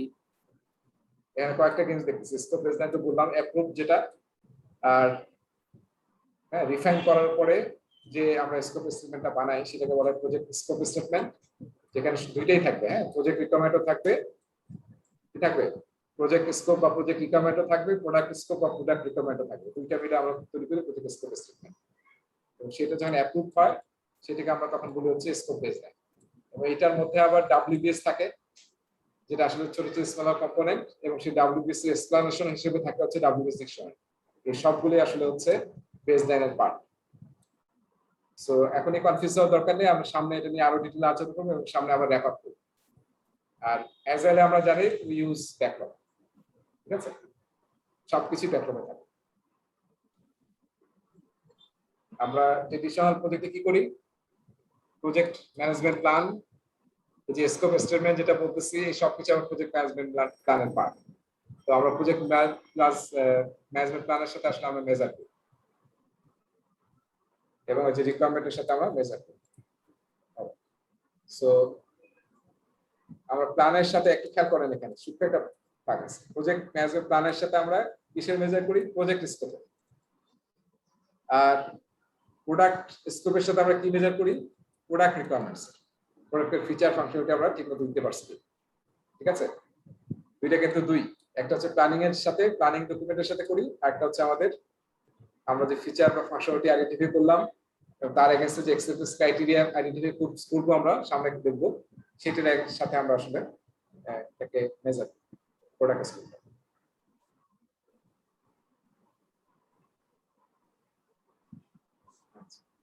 এরপর আসেন টলারেন্স। টলারেন্সটা খুবই ইম্পর্টেন্ট, আমরা অনেক জায়গাতেই বারবার টলারেন্সটা দেখবো। টলারেন্স মানে হচ্ছে যে আসলে আপনি কি সব ব্যাপারে কি আপনি আপনার সিনিয়রের কাছে যাবেন, নাকি আপনি as a project manager within your team solve the problems? কি করবেন? কিছু হইলেই কি আপনি চলে যাবেন কমপ্লেন করতে? কি করা উচিত? একটা টলারেন্স সেট করা উচিত, তাই না? যে আমি এই টলারেন্সের মধ্যে যদি থাকে তাহলে প্রজেক্ট ম্যানেজার তার অথরিটির মধ্যে আছে এবং সেটা হ্যান্ডেল করতে পারবে। যদি এইটার বাইরে চলে যায় then I have to go to my senior manager. এটা নর্মাল প্র্যাকটিস। সেখান থেকে প্রজেক্টও আমাদের টলারেন্স সেট করতে হবে। সেটা বাজেটের হতে পারে, যে এত টাকার বেশি যদি খরচ হয়ে যায়, হ্যাঁ, তাহলে আসলে আমাকে ম্যানেজমেন্টের কাছে যেতে হবে। শিডিউল নিয়ে যদি কোনো প্রবলেম হয়, দেখতেছি যে 4 সপ্তাহে শেষ হওয়ার কথা, 5 সপ্তাহ লাগবে, তাই তো আমার বাইরে চলে যাচ্ছে। সো আমি তখন ম্যানেজমেন্টের কাছে যাব। কোয়ালিটি নিয়ে হতে পারে, সো বেসলাইন যেগুলা হবে তার উপরে হতে পারে, তারপরে ফাংশনাল নন ফাংশনাল রিকোয়ারমেন্ট, হ্যাঁ, এসব নানান বিষয় আসলে আমাদের টলারেন্স আমরা সেট করতে পারি এবং সেটা আমরা ইউজ করব, যাতে সব কাজে আমরা সবসময় ম্যানেজমেন্ট না যাই, নিজেদের করতে পারি। আচ্ছা, এটা আমরা শিখেছি না, এন্টারপ্রাইজ এনভায়রনমেন্টাল ফ্যাক্টরস, মনে আছে সবার?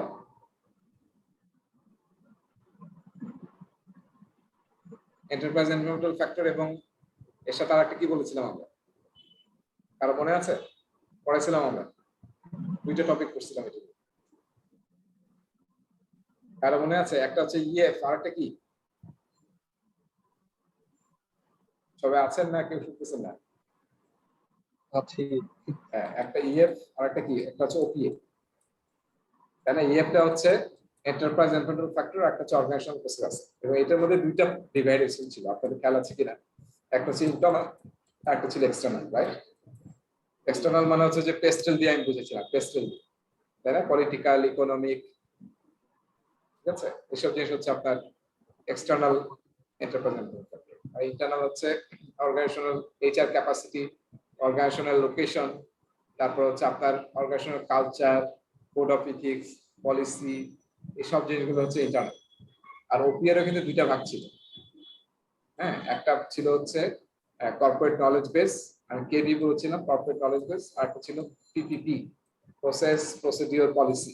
আপনার অর্গানাইজেশন যেটা ডাইরেক্টলি প্রজেক্টের ব্যাপারে কোনো ইনস্ট্রাকশন দেয়, সেটা হচ্ছে পিপিপি অফ ওপিএ।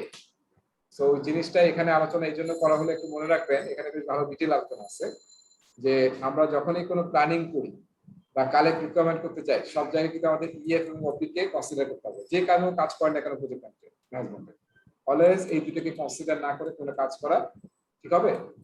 ঠিক হবে, ঠিক আছে? এই দুটো কনসিডার করে কাজ করতে হবে।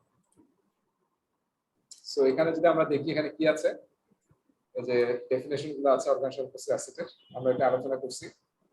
এবং এই যে এখানে এন্টারপ্রাইজের ইন্টারনাল এবং এক্সটার্নাল ফ্যাক্টর খুবই সংক্ষেপে একটা চমৎকার একটা টেবিলে দেওয়া আছে। এই যে মার্কেট কন্ডিশনস, এক্সটার্নাল ফ্যাক্টর যেগুলো লিগ্যাল, সোশ্যাল, আমরা দেখেছিলাম তাই না, commercial, government, financial, physical environment, এইটা। আর বাম দিকটা হচ্ছে যে আমাদের এমপ্লয়ি ক্যাপাবিলিটি, আমার অর্গানাইজেশনের ইনফ্রাস্ট্রাকচার, আমার অর্গানাইজেশন থেকে জিওগ্রাফি বিভিন্ন দেশে অবস্থিত কিনা, কালচার, এগুলো হচ্ছে আমার ইন্টারনাল ফ্যাক্টরস। আর ওপি এর মধ্যে আমরা জানি যেটা বললাম যে পলিসি, প্রসিডিউর, হ্যাঁ, প্রসেস, আর টেমপ্লেটস, হ্যাঁ, কি ধরনের লাইফ সাইকেল ইউজ করবো আমি, চেকলিস্ট, এসবই হচ্ছে আমাদের অর্গানাইজেশন প্রসেসের একটা অংশ। আর বাকি অংশটা হচ্ছে কর্পোরেট নলেজ বেস, যেটা আমরা এক্সপেরিয়েন্স থেকে, লেসন লার্ন থেকে উইল কালেক্টেড, এটা প্রো করতে থাকবে। এটা হচ্ছে ওপিএ। ঠিক আছে, সো আমার মনে হয় আজকে এখানে স্টপ করি।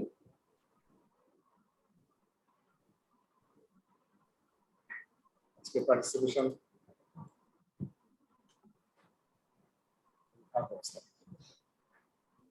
আপনারা দুজন বেশি সুস্থ হয়ে গেছে নাকি? রায়হান আর ফারহানা। মুস্তাইন জয়েন করলো না, আর কি জয়েন করলো না? সাইফুল বললো যে সে সংশয় আছে। আমাদের আরেকজন কে ছিল?